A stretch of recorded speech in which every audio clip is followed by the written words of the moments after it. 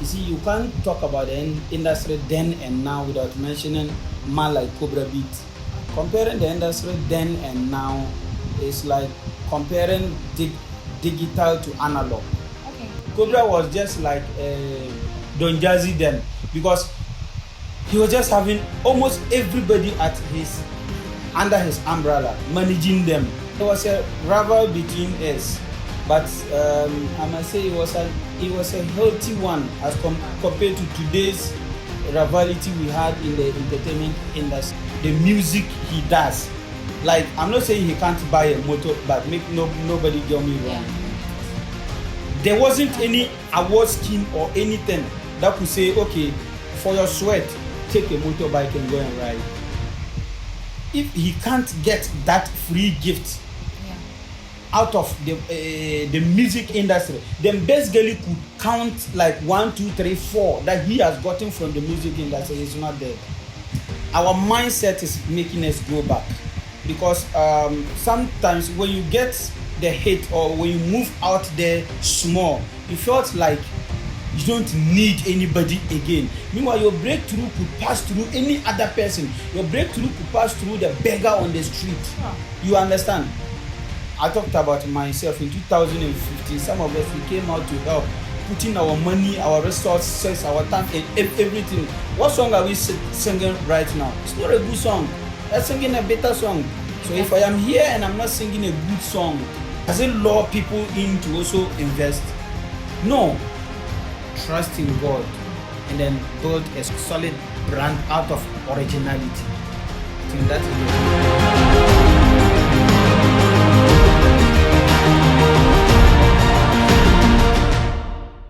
Hi everyone, this is another inspiring and exciting episode of Tales Untold right here at Raptor Studios. And my guest today is a young man who plays a vital role in entertainment and business.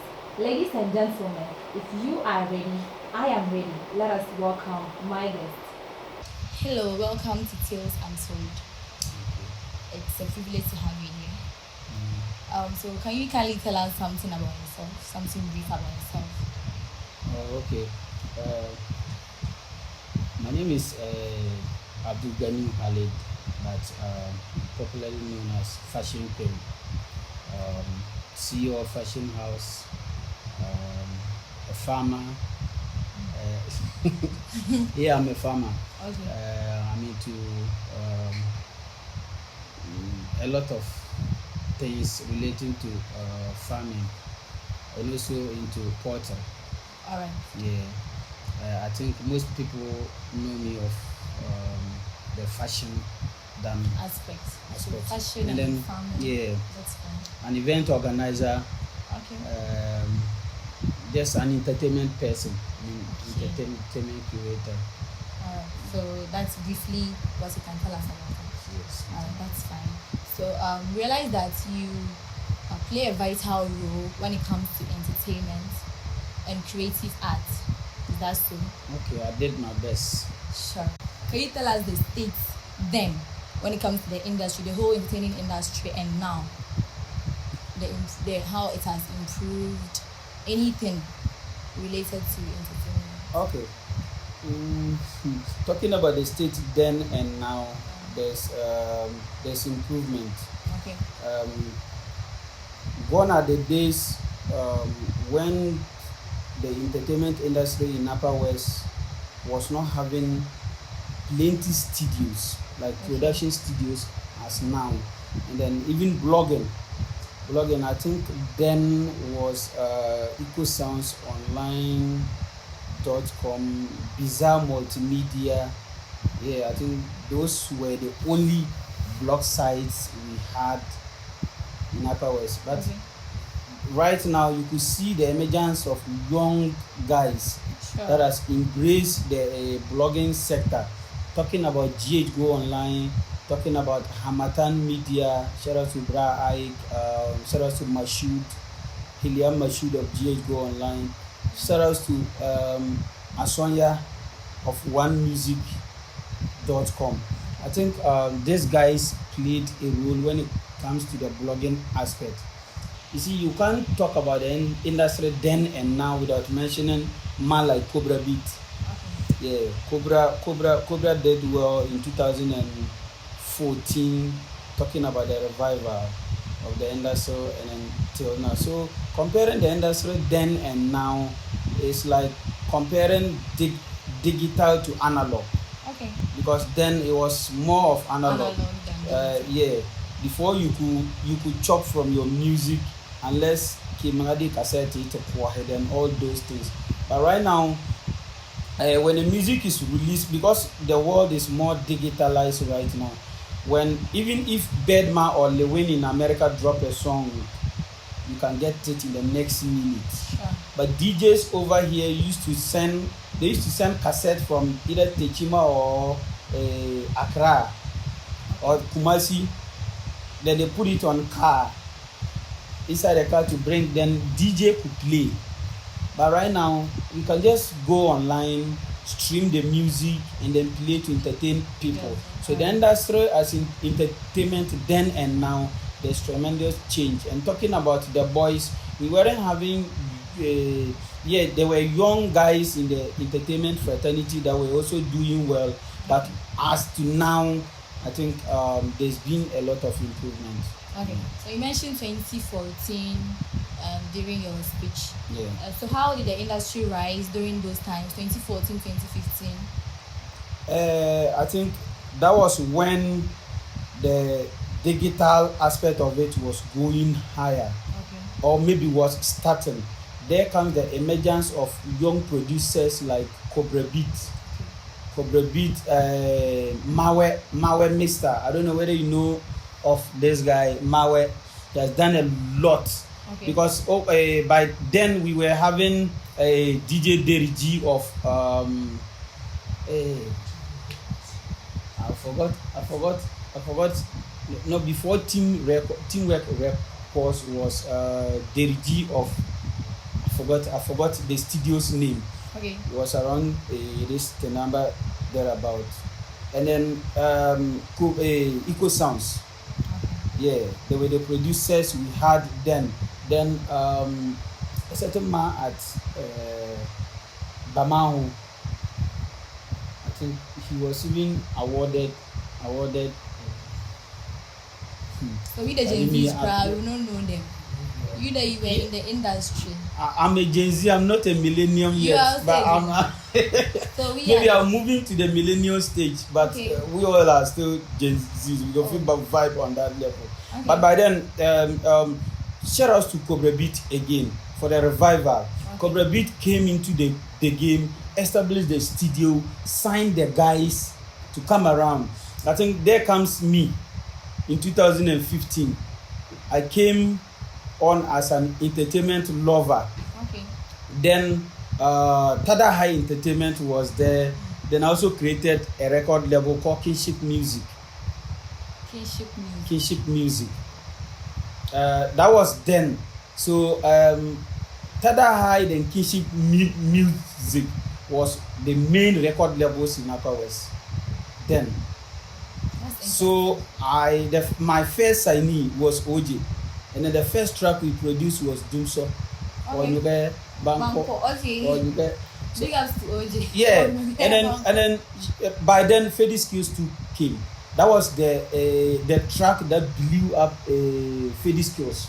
That was a track that made everybody go to know there's a producer called Freddy Skills. Yeah. So I think we released the track in the morning, and by evening it was everywhere because then time Doomso was a canker. So everybody was just vibing to it. We had to go and pull Freddy Skills to studio, to radio station to grant an interview for people to know, yes, this is the producer of. So Ojo was doing well at Kinship Music. Cobra was handling the Tada High boys. Cobra was just like Don Jazzy then because he was just having almost everybody under his umbrella, managing them, producing them. Then I was having OJ at my side, but by then, shout out to OJ, one artist I always believe in. Like, he's just a monster on the mic. So we were now logging hells. me, Cobra, Kinship Music, and then Cobra Beat. There was a rival between us, but I must say it was a healthy one as compared to today's rivalry we had in the entertainment industry. So shout out to Cobra Beat. Cobra did well, but I must say this: before I could know OJ, OJ was once part of the Tada High boys, but not a signee to Tada High. Okay. Because over the years, this thing has been a controversy. Come on to talk OJ in Cobra Sem. But by then, OJ will be a Cobra GM, but OJ wasn't part of Cobra signees. Okay. He was just a random guy that goes there to record with them, maybe do some collaborations with them, and I had him at my side. That was in 2015, and then fast forward 2015, we won Best New Artist of the Year. That's fine. And then that was when everything blew up. Then I think you can't talk about the revival without mentioning man like Cobra Beat, and then myself, MC Alaska, then one way or the other, Free Planet, because he also formed part of the game. Okay. Yeah. Working around. Yeah, it's interesting. We give credit to who is due. Yeah. So me mentioning Free Planet is interesting, but it is what it is. You can't run away from the fact that he, one way or the other, contributed this thing. He said this thing is going to stay there. Okay, so moving to the next question. Do you believe the industry is dead now? Dead? Yeah, dead. No. Yeah. Dead as in anything basically is doing right now. With the fame, Ayana has done it before. Okay. Every fame records is getting right now. Prince Karim, Ayana, and then Daudi Konata has gotten it before. Let me set a scenario. In 2008, I went to Bole. By then, if Lewin from America was coming to Bole and Imora Ayana was going to Bole, Imora Ayana was still get a crowd. Yes. If by then Lewin from America was coming to Bole and Imora Ayana was going to Bole, Imora Ayana was still get a crowd. He was just a huge name over there. So if Imora Ayana could not ride a motorbike out of the music he does, like, I'm not saying he can't buy a motor, but nobody get me wrong. Yeah, there wasn't any award scheme or anything that could say, okay, for your sweat, take a motorbike and go and ride. If he can't get that free gift out of the music industry, then basically could count like 1, 2, 3, 4 that he has gotten from the music industry. It's not dead. Our mindset is making us go back, because sometimes when you get the hit or when you move out there small, you felt like you don't need anybody again. Meanwhile, your breakthrough could pass through any other person. Your breakthrough could pass through the beggar on the street. You understand? Talking about these things, if you ask Fancy Gadam how he got his track with and then the relation with Pato Ranking, he will tell you it's not even a random person that is into music like that. Any other person could just seal your breakthrough.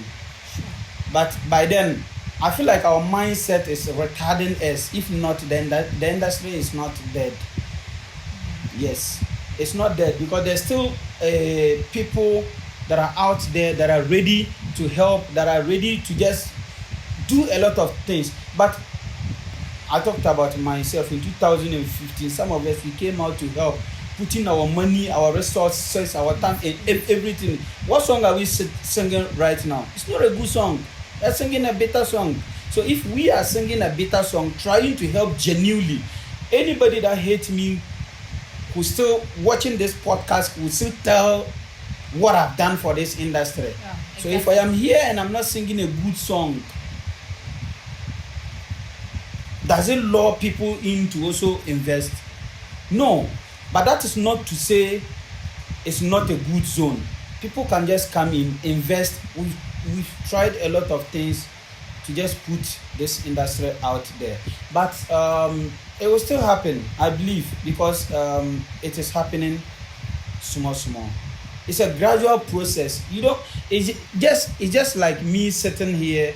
I've seen, like, okay, a young artist want to dress like Stonebwoy today. Meanwhile, Stonebwoy wasn't dressing like you. He wasn't dressing like that when he was at your stage. You see, so just a self-contentment. Just start with what you have small. Gradually we go. Just that at times you'll be moving, then you feel like but this is not the collective effort we wish like we moved to it. What happened? You understand? But by then, dealing with human beings, say kitoro, just get your eyes on the kid, and then you definitely get there. Fashion King, in your own opinion, what are some of the things you think are not helping the industry, the young industry, are not helping the young industry?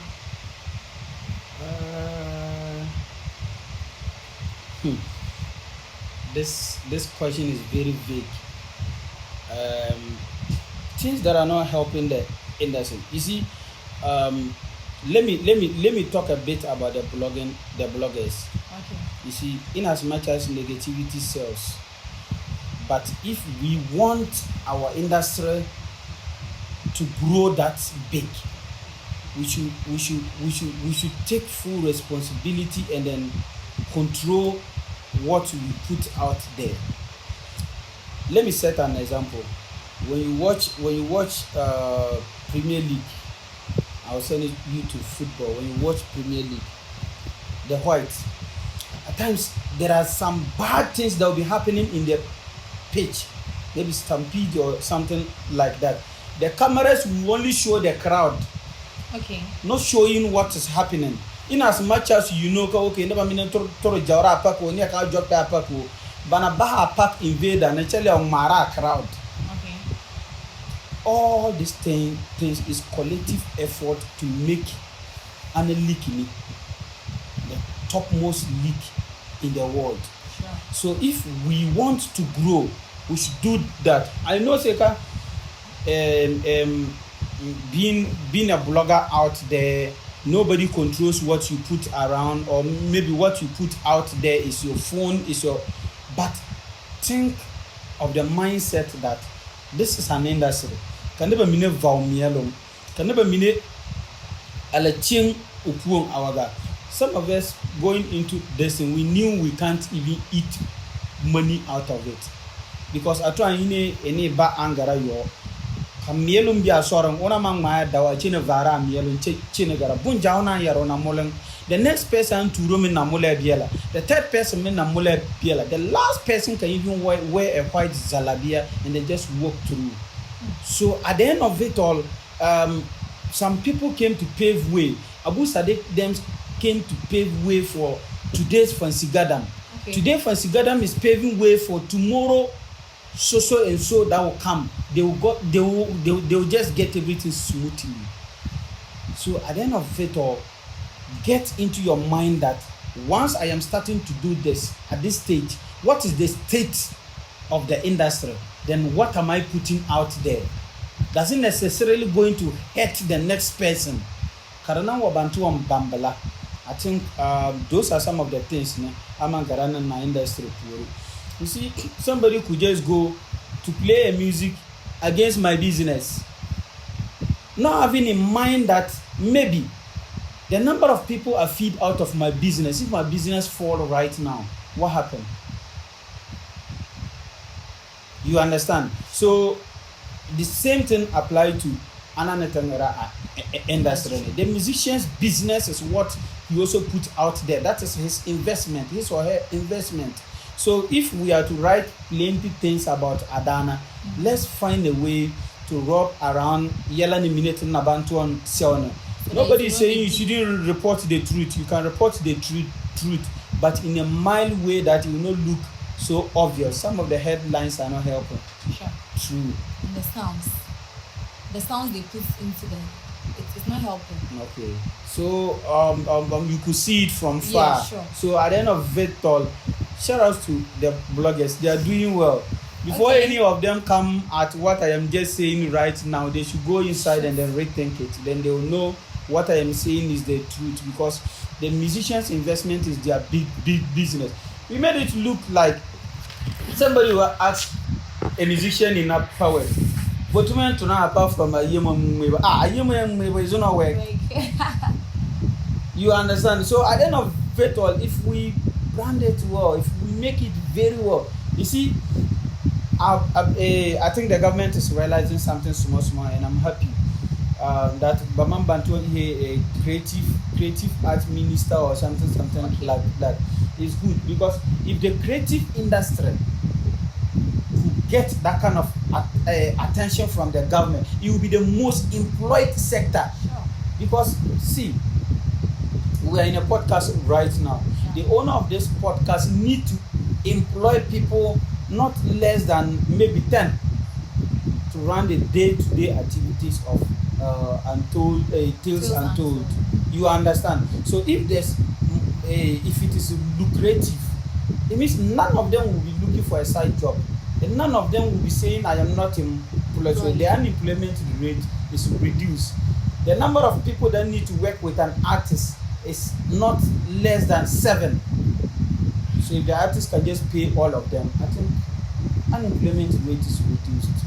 So this is not part of your question you asked, but by then let's just find a way to understand it and know what we put out there. And then when we are, beefs are good, but don't make it too personal to the extent of attacking each other's family and then touching an innocent souls around you. Music will always be there, but humanity lives before music. So when the music is gone, what happened to our humanity? You understand? You can't just enter a household that it bantry near jar out of another household our guy from Adana Ma to Obano bola bola, and then when the person is sick, you are the same person going to the person's house to greet them. No. The humanity aspect of it is what you are cutting out through the music. The main aim of music was to unite. If you can't unite, was to tell the untold stories in the society. Some of the things that the colonial, you couldn't tell the colonial masters, but Mali then put them through music, and they were able to communicate through. You either put it on music or poetry, and they were able to communicate through. So if today your song is not having a message, your song is you see those kind of adult music, then what let's not pretend we want them, we like them, exactly. But it gets some time where we like them, not be all the time. So God has given you the voice, God has given you the ability to do. So what is the change your music is putting through? Is your music changing the environment? Is your music unveiling the societal problems we face? What is your music? What is the purpose of your music? Those are some of the things we should sit down and then realize for ourselves. Okay. Not to just come out that you are insulting any other person around your. No, come on. Music is to either tell or to either reveal the societal canker, or maybe just unite. If music cannot play around these two, and then the third one is to make us happy, to make our soul feel at ease on whatever thing we are doing. Those are the love songs you and I like, but we pretend. You understand? Sure. So I think let's just raise our mindset well. Okay. Fashion King, like the fact that you are pointing everything out very well. So do you think, assuming you have the ability to change certain things for the betterment of the industry, what will it be and why? What will I change? To better the industry. To better the industry. To make it more successful. I will try to change the fact that almost all of us are not real. Okay. When it comes to analyzing music. I know one person, that when you send your music to the person and the person wants to listen, he tells you the truth. Master, this song, you know, do this, you know, do that. You are not real. I will change the aspect of us being real towards what we put out there. And then aside that, I will also, what could I have changed? I think what I have done in the industry is part of some things I've tried in my possible way. I will change the aspect of us feeling like music is not a full-time business. When at the end of it all, people are taking care of families through music. You understand? So that is our mindset. I want us to change our mindset to understand that music is totally full-time business. Fashion house.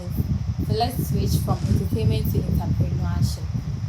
So what's the brain behind fashion house? The brain behind fashion house. Actually, the name fashion house came in 2019. 90. Yeah. But I started fashion in 2012. And way back, I have always admired. I established fashion house feeling like I am doing something to satisfy my soul. I felt like I was passing through a passion lane. So you're doing something you're passionate Yeah, about. yeah. This is something I've always loved to do, even from childhood.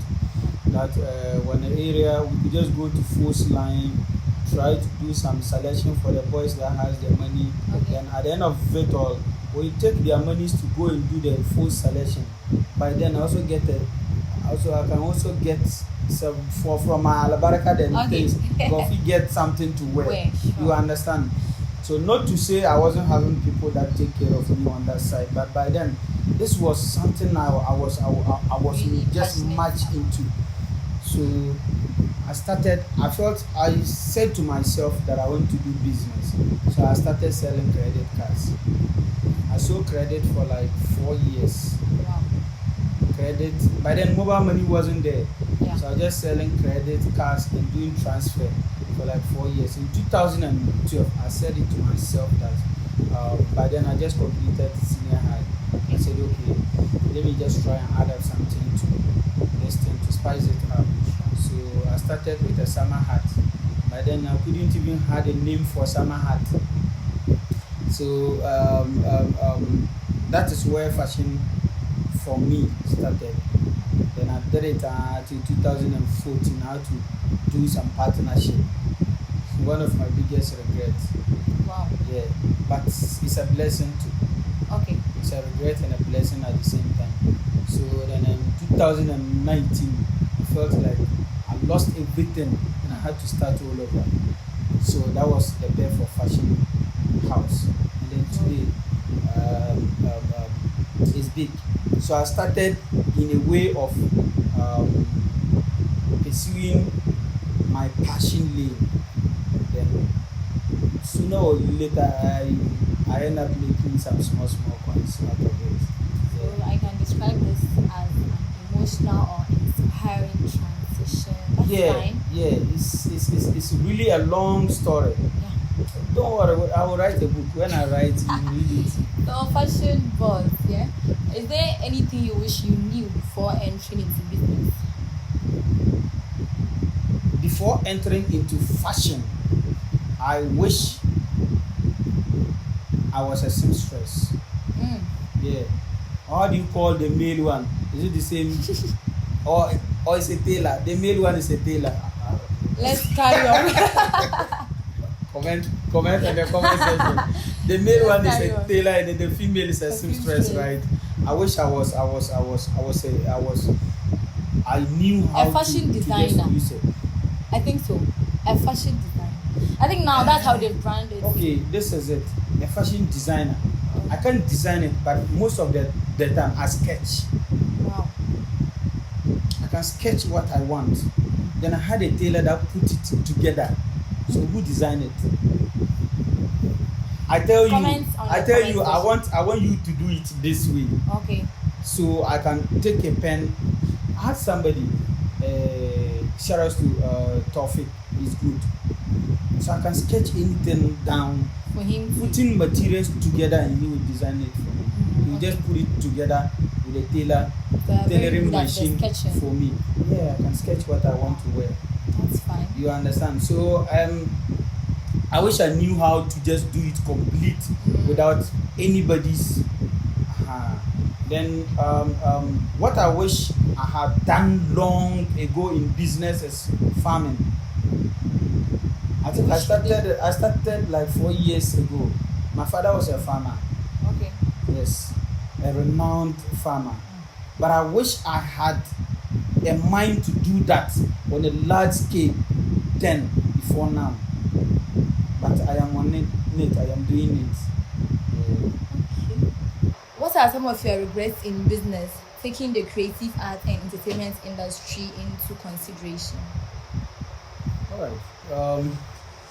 Definitely, for the time being and then the years I've worked, there will definitely be some regrets, but I take them as lessons.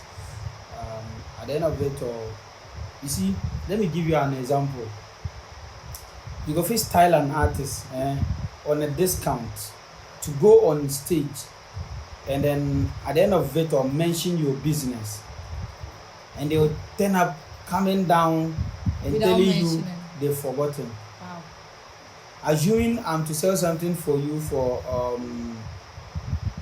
1,200, then I felt like okay, this is a big crowd to advertise me, but by then let me give you a discount of 200 Ghana cedis, and when you get on the stage, all I need you to do is just say I am styled by Fashion King of Fashion House. Okay. Then you'll be there watching the person from the very beginning till the end, and the person will end up by saying, "Oh, thank you for coming," then go out of stage. Then at the end of it all, you ask him, "Oh, Charlie," but you breach our contract. You say, "Oh, Kim, sorry, I forgot." What do? I've experienced this thing several times. Then at times, an artist will want to shoot a video. See, working on the costume, you do everything for the person, give the person a heavy discount just for the person to write a costume by Fashion King or Fashion House, maybe costumes from Fashion House, and the person, you watch the full video, you don't even see anything like that.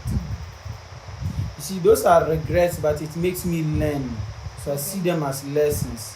And then one of the major one was I was managing an artist, and then there was a beef between the artist and somebody, and then they put my business in, that I used to give clothes to the person to wear and go and perform, and then bring it to my shop and I sell. You see how awkward this thing is going to be if it is out there. But it was out there. But people that really knew me, they know very well I will not do something like that. You understand? What I am wearing is from my shop. Everything I am wearing is from my shop. And I can get that same thing to you. Okay. I can get that same thing for you because this was made in a dozen, not in singles. So if I am wearing this and Raptu is wearing that, doesn't mean my own is what Raptu is wearing. Exactly. Anything that touches my sweat, I'll never sell it for money. So, but all those stories died because of things. And then being an entertainment person, there was a time my business was dragged into some beef or social media thing. And then at the end of it all, you see, when you are very original to yourself, you always stand tall. Those people that drag me into the business are still people I work with every day. I style them, and then I still work with them, and I enjoyed working with them, and they always work with me. Okay. So I created this brand from the scratches, and then getting to the top there, I don't think any other individual person, just not a soul born by man will bring me down there again, if not God. Yeah. So some of these things are things I can just see as a regret. But by then, going forward, I don't think anybody can do that thing again.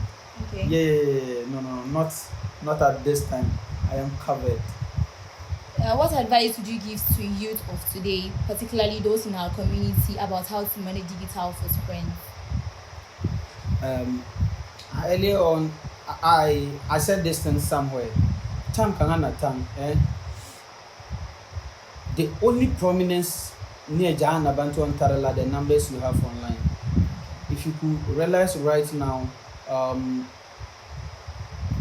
the internet is the only place the poor and the rich are dragging numbers. People like Elon Musk, them all are still searching for numbers. They are searching for more following online.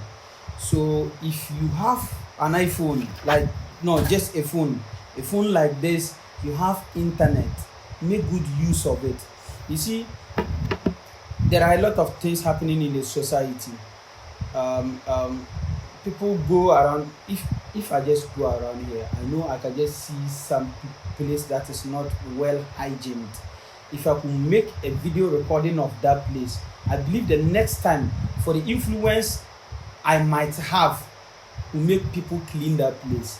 But we don't do things like that. But right now, I felt like those that are understanding the aspect of the online prominence, they are doing it well. Because if I could open my WhatsApp right now, you could realize that everybody is selling online. Almost everybody. Those who have my number will testify that you can have my number like months time without seeing my picture or my status. Everything is about my business. So what I tell people is, when you open your WhatsApp, you see a lot of people selling online that you are buying. What do they buy from you? You end up also doing something that when I give money to you, I can also get money from you. You understand? So it's you have people that are on TikTok. TikTok is the most easiest place to get numbers, because just a single video, 1,000 of people could just follow you a day. It's different on Instagram. It might be easier on Facebook. It's different on YouTube. You understand? So we have people that have 70k, 80k followers. People are even getting to 1 million followers in our society, but they use it for this TikTok trends and all those things, when you can also use that kind of numbers build to place an impact in your society.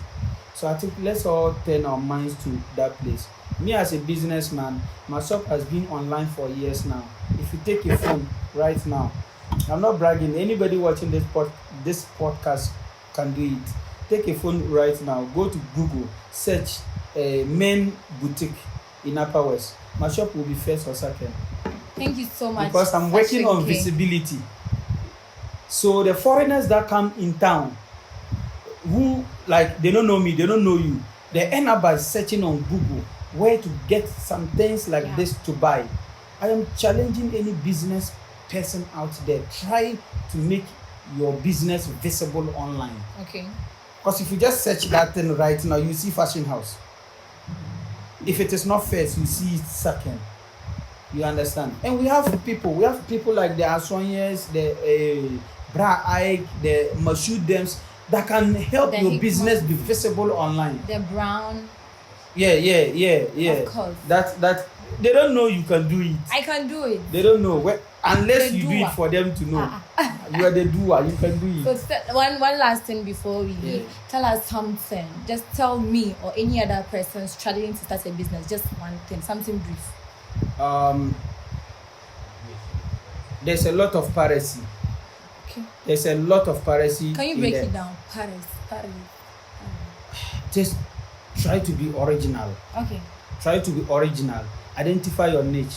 Just get to know what you do. Okay. I am into boys stuffs. When I say boys stuffs, my business, centered on my business. When you want to dress like the boys way, you see it. I don't sell suits. I can sell suits, but I'm not selling them. Those are the classic aspect. So somebody should also come and say, I am going to focus on the classic aspect of it. You understand? Then be doing that alone. Somebody could come at, let me set an example. When you go to down south, you see somebody selling boxer pants and singlet and open a big shop. But then identify yellow and that is the only thing the person is doing, and they end up doing big supplies. So if you want to come on business, be original. Okay. Don't go and parrot somebody's business. Don't go and say, okay, this guy is operating fashion house, but I can also do it because I have the money. No, do you have the passion? Okay. Because you don't go into business because of money. You go into business because of the passion you have for that business. Each and every soul has something you are attached to. The person is very happy.